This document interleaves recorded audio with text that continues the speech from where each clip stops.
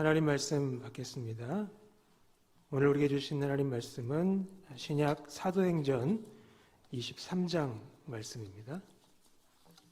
신약 사도행전 23장 31절부터 24장 9절까지의 말씀 함께 보겠습니다. 신약 329면 사도행전 23장 31절부터 24장 9절까지 말씀 한 절씩 교독하시겠습니다. 보병이 명을 받은 대로 밤에 바울을 데리고 안디바드리에 이르러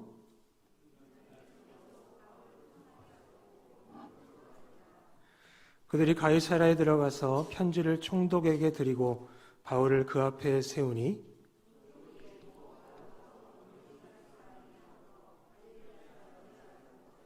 이르되 너를 고발하는 사람들이 오거든 내 말을 들으리라 하고 헤롯궁에 그를 지키라 명하니라.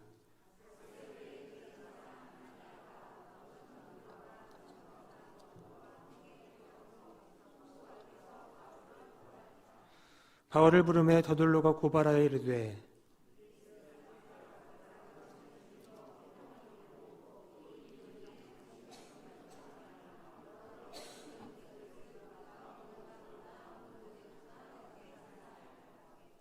당신을 더 괴롭게 아니하려 하여 우리가 대강 여짜옵나니 관용하여 들으시기를 원하나이다.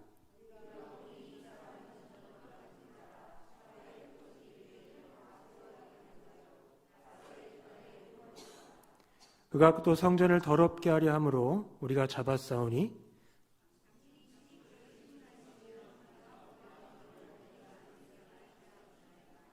함께 보겠습니다.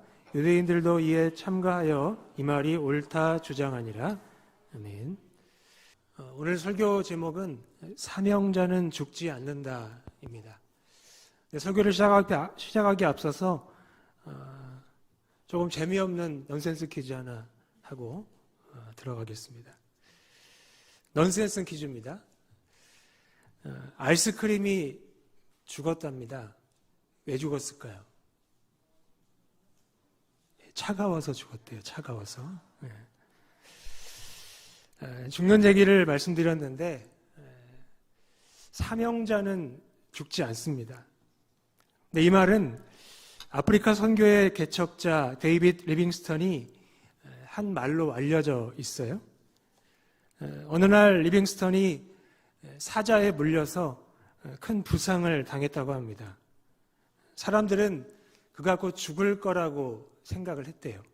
그런데 이 위기의 순간에 그는 이렇게 말했다고 합니다. 사명자는 그 사명을 다하기까지 죽지 않는다. 사명자도 사람이기 때문에 결국은 언젠가는 죽습니다. 하지만 그 사명을 다하기까지는 죽지 않습니다.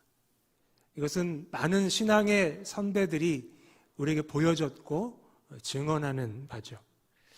근데 왜 그럴까요? 사명은 사도행전 20장 24절에 기록된 것처럼 주 예수께 받은 것이기 때문입니다.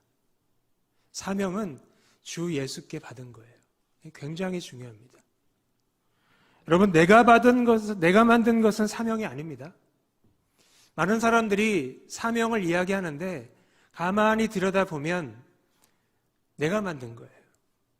내가 만든 것을 인정해달라고, 이루어달라고 하나님께 막 요구하고 때를 쓰는 사람들을 종종 만나게 됩니다. 내가 만든 건 사명이 아닙니다. 그것은 야망일 뿐이에요. 그 야망 때문에 망할 수도 있습니다. 그래서 하나님이 그 야망을 이루어 주시지 않는 거죠. 사명은 내가 만든 것이 아니라 내가 받은 거예요. 오직 주 예수께 내가 받은 것만이 사명입니다. 내가 주 예수께 받은 사명은 예수님의 영광을 품고 있습니다. 내가 주 예수께 받은 사명은 예수님의 목적을 담고 있어요. 따라서 이 사명을 주신 주님이 사명자를 친히 이끌어 가시는 겁니다. 우리 주님이 주신 것인데, 우리 주님이 허락하신 것인데 내버려 두실 리가 있겠습니까? 친히 이끌어 가시는 거죠. 그러므로 사명자는 주 예수께 받은 사명을 다하기까지 죽지 않습니다. 사도 바울이 주 예수께 받은 사명은 하나님의 은혜의 복음을 전하는 일입니다. 하나님의 은혜의 복음을 전하는 일. 그런데 이 일을 마치는 곳, 즉 최종 목적지는 바로 로마입니다. 사도행전 23장 11절에 보면 바울이 예루살렘 공회 앞에서 증언한 그날 밤 주께서 바울 곁에 서서 이렇게 말씀을 하십니다. 담대하라. 내가 예루살렘에서 나의 일을 증언한 것 같이 로마에서도 증언하여야 하리라 하시니라. 아멘. 물론 이 로마로 가는 길은 아주 위험천만합니다. 사방에 바울을 죽이려는 적대자들이 곳곳에 도사리고 있어요. 사도행전 23장 12절 13절 함께 보시겠습니까? 날이 새매 유대인들이 당을 지어 맹세하되 바울을 죽이기 전에는 먹지도 아니하고 마시지도 아니하겠다 하고 이같이 동맹한 자가 40여 명이더라. 상황이 굉장히 어렵죠. 지금 사면초가 같은 그런 상황입니다. 굉장히 위험합니다. 그러나 이 하늘이 무너져도 솟아날 구멍이 있다는 속담처럼 하나님은 이런 상황에서 은혜의 방도를 찾게 하십니다. 어떤 방도일까요? 말씀 보니까 하나님은 천군 만마와도 같은 사람들을 통해 은혜의 도움을 받게 하십니다. 23장 16절에 보면 바울의 생질이 나오고요. 또 17절에 보면 한 백부장이 나옵니다. 그리고 25절에 보면 천부장 글라우디오 루시아가 나옵니다. 이 세 사람을 통해 하나님께서 놀라운 은혜를 베푸시는 거죠. 특히 이 천부장, 이 글라우디오 루시아의 역할이 굉장히 컸습니다. 먼저 그는 바울을 총독 벨릭스에게로 무사히 보내기 위해서 아주 많은 것을 준비를 합니다. 이 내용이 이제 22절부터 24절까지 잘 나와 있고요. 또한 그는 사건의 진상을 알리는 편지도 써서 총독에게 보냅니다. 그 내용이 25절부터 30절에 나와 있습니다. 덕분에 바울은 안전하게 가이사랴까지 갈 수가 있었어요. 이 사람들의 도움이 없이는 갈 수 없었던 거죠. 그러니까 바울의 생질이 정보를 입수하고 그것을 한 백부장에게 이야기하고 그것을 천부장이 이제 풀어나가는 그런 이야기입니다. 어쨌든 안전하게 가이사랴로 갈 수 있었는데 이 가이사랴는 예루살렘 북서쪽 105km 지점에 위치해 있는 도시입니다. 굉장히 먼 거리죠. 우리가 차로 가도 1시간 정도 걸리는 그런 거리입니다. 일반적으로 거리와 안전은 반비례하죠. 그렇죠? 멀수록 위험한 법입니다. 그러나 사명과 안전은 정비례한다는 것 꼭 기억하시면 좋겠습니다. 예수님의 이끄심 덕분에 사명자는 그 사명을 다하기까지 안전합니다. 그리고 평안합니다. 바울을 총독 앞에 세우신 것은 최선의 결과라고 말할 수가 있어요. 사도행전 24장 24절에 보면 총독이 바울의 편지를 읽고 천부장의 편지를 읽고 바울에게 어느 영지 사람이냐 이렇게 물어봅니다. 그 이유는 이 재판의 관할 구역을 확인하기 위해서고 결국 총독 벨릭스가 이 사건을 담당하게 됩니다. 그리고 24장 1절에 보면 닷새 후에 장로들과 더들로가 바울을 고발을 해요. 이 사람은 대제사장 아나니아가 고용한 변호사입니다. 그는 변호사답게 영리하게, 굉장히 영악하게 발언을 합니다. 그러니까 바울에게 누명을 씌우려고 해요. 반란 선동 혐의를 뒤집어 씌우기 위해서 치밀한 계략을 꾸밉니다. 심지어 총독의 가혹한 이 반란 진압을 미화시킵니다. 그리고 유대인들도 그의 주장에 합세하죠. 그런데 이 사도행전 24장 10절에 보면 다행히 총독이 바울에게 변론할 기회를 줍니다. 또한 22절에 보면 바울의 재판을 연기해줘요.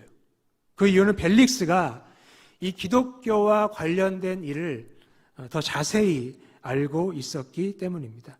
그래서 아까 바울을 총독 앞에 세우신 것이 최선의 결과라고 말씀을 드린 겁니다.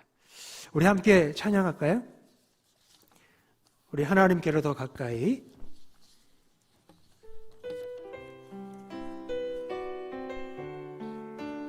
우리 말씀을 의지하여 주 앞에서 가까이 나가길 원합니다. 사도 바울이 이제 총독 앞에 선 것이 최선의 결과라고 말씀드렸는데요.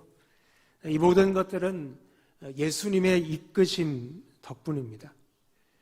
사명자가 사명을 다하기까지 안전한 이유, 평안한 이유는 이 사명과 안전이 정비례하기 때문입니다. 물론 하나님의 은혜의 복음을 전하는 일을 마치는 그 길에는 아까도 말씀드렸듯이 위험천만과 사면초가가 기다리고 있는데 그런 상황 가운데 하나님께서 은혜의 방도를 찾게 하시고요. 천군 남마오더 같은 사람들을 통해 은혜의 도움을 얻게 하십니다. 한번 돌아보세요. 지금까지 내 힘으로 살아오지 않았죠. 그렇죠? 나 혼자 가는 것 같은데 하나님이 누군가를 보내주시고 만나게 하시고 붙여주셔서 생각지 못한 도움으로 정말 힘을 얻었던 순간들이 많이 있으실 겁니다. 그게 그때만이 아닐 거예요. 어쩌면 곧 있을 수 있고 앞으로 있을 수도 있는 겁니다. 왜냐하면 하나님이 그렇게 일하시기 때문입니다. 그래서 안전하고 그리고 평안하다는 것을 기억하시면 좋겠습니다. 제가 아는 목사님이 장애인 자립 사역을 하시는데요. 그분이 그 장애인 가정 그 부모님들과 간담회를 가지는 자리에서 한 집사님이 아이가 수술을 받고 여러 어려움들을 지나오면서 마음의 평강을 지키기가 참 어렵다는 이야기를 하셨어요. 그러면서 목사님께 그 평강의 비결이 뭐냐고 물으셨대요. 근데 마이크를 전달받고는 한동안 뭐라고 답할 수가 없었답니다. 그리고 고민 끝에 조심스럽게 답을 했는데 자막을 좀 띄워주시겠습니까? 예, 제가 읽어드릴게요. 집사님, 제가 경험한 평강은 아무렇지도 않은 게 아니에요. 밀려오는 고난과는 상관없이 마음이 태평한 것이 아닙니다. 도저히 감당할 수 없는 고난 앞에서 이러다 죽겠구나 싶을 때, 죽는 것이 더 낫겠다 싶어 다 포기하려 할 때 이상하리만치 저를 붙드시는 하나님의 손길을 경험해요. 도저히 빠져나올 수 없을 거라 여겼던 어려움이 스스로 지나가는 것들을 보았어요. 힘들어 죽을 것 같지만 죽지 않는다라는 작은 마음의 소망이 바로 평강인 것 같아요. 그래서 버텨온 것 같아요. 아니, 버티게 하셨죠. 버티게 하시더라고요. 아멘. 동감하십니까? 이렇게 사명을 주신 주님이 사명자를 이끌어 갔어요. 많은 사람의 고백입니다. 따라서 사명자는 주 예수께 받은 사명을 다하기까지 죽지 않습니다. 우리가 언제 죽을지는 몰라요. 하지만 언제 죽더라도, 결국 죽더라도 사명자로 살다가 사명자로 죽으실 수 있기를 축복합니다. 왜 그래야 됩니까? 우리가 죽어야만 살 수 있기 때문입니다. 우리가 죽어야 또한 살릴 수 있기 때문입니다. 고린도후서 4장 8절의 사도 바울은 사방으로 우겨쌈을 당하여도 쌓이지 아니하며 답답한 일을 당하여도 낙심하지 아니하며 우리가 항상 예수의 죽음을 몸에 짊어졌다고 말씀을 합니다. 그 이유는 예수의 생명이 또한 우리 몸에 나타나게 하려 했기 때문이에요. 그는 사명이 우리 안에서 역사할 때 그 생명이 교회 안에서 또한 가정 안에서 사회 안에서 역사한다고 말하는 것입니다. 우리도 이렇게 사명자로 살면 좋겠습니다.